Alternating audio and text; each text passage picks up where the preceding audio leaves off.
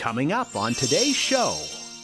So I think that's the concept of minimalism, is paring down to the point where you feel free.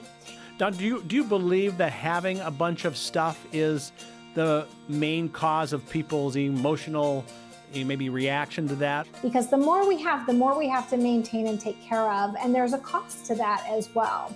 Practical minimalism today on Keeping You Organized.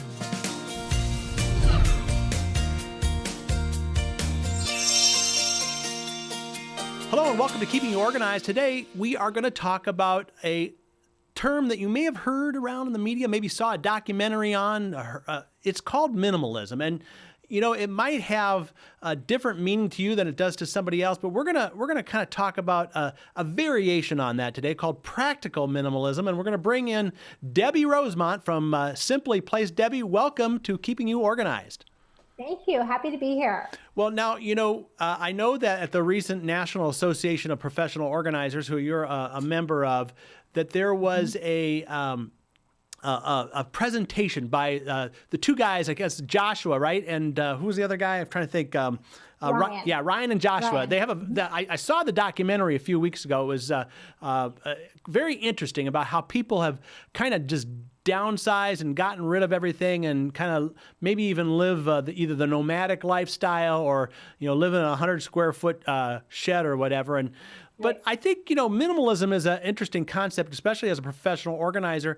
How would you kind of, define that area? Because I know there's probably a lot of different ways that you can look at minimalism. Yeah, well, Josh and Ryan from The Minimalist did present at a conference a couple of years ago, and their story really was about two guys who seemingly had it all. They had big houses and great cars and jobs that paid them great salaries, so they were able to buy anything they wanted, but they were really, really unhappy. And so their idea around minimalism was that when they had less stuff, they were actually happier. They didn't feel as burdened by their things. They were more free to travel and to live a simpler life. So I think that's the concept of minimalism, is paring down to the point where you feel free, paring down to the point where you don't feel burdened by your stuff, because the more we have to maintain and take care of, and there's a cost to that as well. So when we talk about practical minimalism, I think their definition, and some people will define minimalism as having 100 or fewer items in your life, period. And I don't think that that's practical for everybody. It might work for some. So I just think about the less is more concept, and what is it you want to have in your life, and what do you need to have in your life so that you can find what you need when you need it and you're not wasting time. And so that you feel free and in control, not letting your things control you. Right. Now, do you believe that having a bunch of stuff is the main cause of people's emotional maybe reaction to that? Or are there other things other than just physical stuff that would help someone if they, reduced it down to become more minimal? Well, I think we can have too much stuff, but I also think there's an opportunity to be more simplistic or pare down with our schedules and our calendars. There's definitely clutter in my calendar at some time. And so thinking about how we spend our time, what we fill our time with, from a standpoint of the relationships we have, is it more important to have 100 acquaintances and friends, or to have a smaller group of people that really enrich our life and that we develop deeper relationships with? So I do think it goes beyond the stuff, and we can talk about minimalism or paring down or clearing clutter in any number of these aspects. Yeah. Now you work in both the corporate and the home environment. Let's go into the business, the office. How can you apply minimalist concepts into an office? I mean, short of taking away someone's desk and chair and all they have is a lamp and a clipboard, that's not going to make you very productive. What can be done in the office place? I think any space, and office included, you need to think about what you need or want to accomplish in that space. And then what do you need to have? What adds value to those efforts? So in an office space, I often will see offices that are just overrun with an excess of office supplies. So, Hmm. not just one pack of Post-its, but 25 packs of Post-its in, 10 different colors, or, three staplers because they're different sizes instead of just one.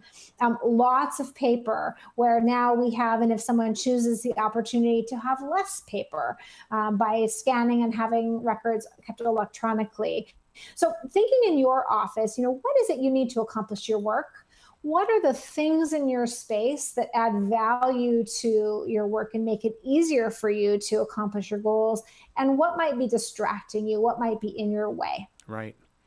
Was that a question to me, or No, no? that was That's just, rhetorical. it's Yeah. easy that Well, what I was it was thinking about was, as you were saying that, I'm thinking about my office, and I think this is common for a lot of people. They have stuff in their office which maybe is something from home or a picture of somebody, which you don't really need to do your job, but you want it there to kind of create your own personal environment. So how does that right. reconcile there? Yeah. So when I say have things that you need or that add value or that you use often or that you love, something that's a personal visual that's inspirational or that reminds you of your kids or your dog or, anything that is personal and inspiring or triggers a happy emotion Hmm. that can add value to your work. So it isn't about having a space that's sparse and impersonal and very clinical feeling. We can have personal things in our workspace. We just want to be selective about choosing the things that inspire us or that we find to be aesthetically appealing, because there's a tie with how we feel in our space and our ability to be productive. Right. Does that make sense? It makes total sense. So I want to move into the house, but before we do, we're going to take a quick break. And when we come back, we'll talk about how do we apply minimalism at home, because I think that's where a lot more things happen for people. And we're with Debbie Rosemont. It's Simply Place, and we'll be right back. Now there's a place just for you. Life can be busy, and you still have to keep it all together. That's why you like to be organized and in control. Introducing MyOrganized.life, a special place where you can get ideas and solutions to organize what's important to you, your important papers, your important decisions, your important life events. We show you the ideas and products to stay organized in your life. See what's new.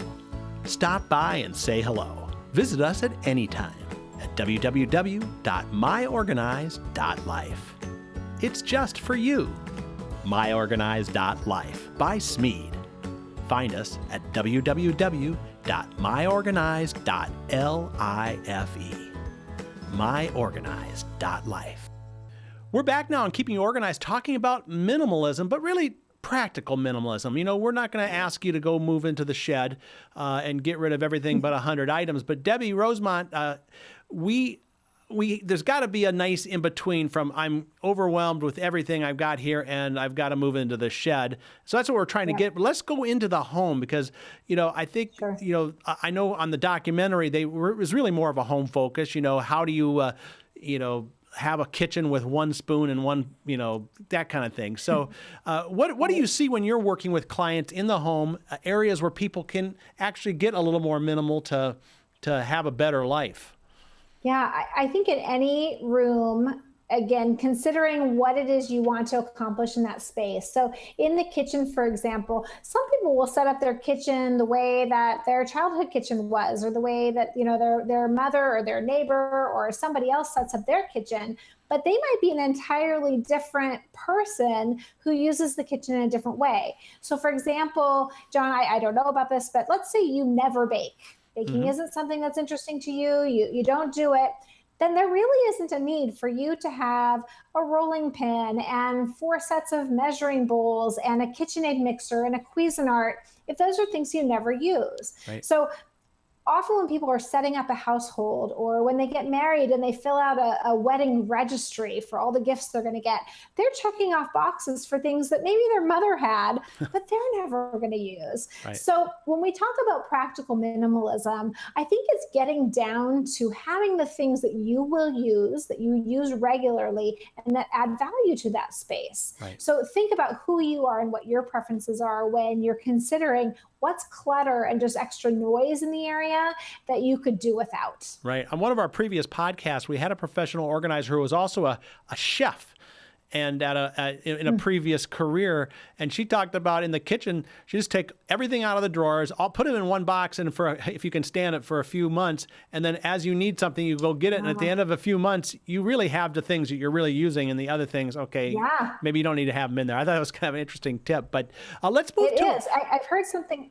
Go ahead. I was just going to say in the closet, there's a couple of thoughts I had there. I've heard the trick of, just taking everything in your closet and turning the hanger around so it goes the opposite way. And then as you wear things, wash and put them back, you turn the hanger to be in the traditional position so that you can see after 6 months' time, what haven't you worn? And that can be a great trick for people who have a hard time making decisions on what to let go. Right. There's also the concept, and I think you had a podcast on this before with Geraldine Thomas about this capsule wardrobe.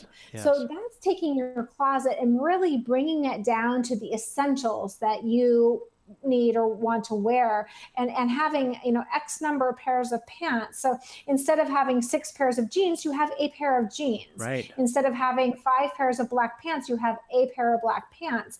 And that these things are meant to mix and match and easily wear together, but it's minimalist. And that for some people can take away a lot of stress and wasted time in the morning because they have less to choose from. And if that's helpful to you, there's a concept there for the closet. Well, let's touch briefly on the concept of, okay, we've gotten maybe rid of some of the stuff. How about the rest of our life, the time, the commitments and things like that? How can we take that and make that maybe fit a little more into a minimalist lifestyle? I think it's really considering what is important to you. We all have a sense of what our core values are, and I'll throw out some common ones and that are true for me. I value family and time with my family. I value my health and health and wellness. I value financial security, and for some people maybe it's spirituality and continuous education, whatever it is. Think about what's important to you, and then take a look at your calendar and honestly assess, does the activity that you're engaged in reflect those values? And if not, you might have a bunch of clutter on your calendar. Right. So we can think about what can we release from our schedule or get better at saying no to. I think many of us say yes, and we just fill our schedules based on what other people want for us or from us. We can take more control over that and have a more minimalist calendar, leaving more white space, which is both room to breathe and time to spend on what matters most to you. All right, if we were to summarize, take all these points we've talked about, and someone saying, okay, you know what, I do want to approach the minimalist, a practical minimalist lifestyle. What are the 2 or 3 things that someone can start with to head them in the right direction? Yeah, I'd say don't let the process overwhelm you. When some people get overwhelmed, especially if they're thinking about extreme minimalism, people that sell everything to be able to travel the world or downsize to the very tiny house, they think, well, I can't do that. That's not right for me. So practical minimalism for this podcast is going through a process of clearing clutter out of your life. Minimizing to the point where you have what you want, you have what you need, and you don't have a lot of excess. And even that can feel overwhelming if you're talking about, well, I want to do that to my whole house or everything involved at work. So take one space at a time, clear clutter, and then you can implement habits to help you stay on top of things so that you don't continue to just accumulate things in your life. So for example, when you buy something new and you bring it into your home, make sure that something's going out, new one in, old one out. And that's how we can stay on top of our stuff as well and make sure we're managing it, not the other way around. Well, if we're talking about practical minimalism, we want to end this podcast now to make it nice and concise. But before we go, let people know how they can get a hold of you. Sure. We can be found online. If you go to our website, you'll see lots of information about our services and some free resources. So that's www.itssimplyplace.com. We do residential and commercial organizing and productivity consulting and training, and we would be happy to chat with you if you've got questions or want to hear more. And for those listening, and particularly those watching, we're going to have show notes on this episode that will link to Debbie's website, but also to some of these other things we talked about. We'll link to the book on minimalism. We'll link to Geraldine's podcast on the capsule wardrobe and some other resources. So I think we've really covered a lot in a smaller amount of time. And Debbie, you're going to come back, I think, and talk to us on some other subjects because you're one of our favorites, right? Oh, thank you. That makes me feel great, and it's always a pleasure. These are topics that are passions of mine. So happy to share some information. All right, folks, there you go. So get out there, try to take some clutter out of your life, put some white space in your life, maybe become a practical minimalist, but do not leave out coming back for our next episode of Keeping You Organized.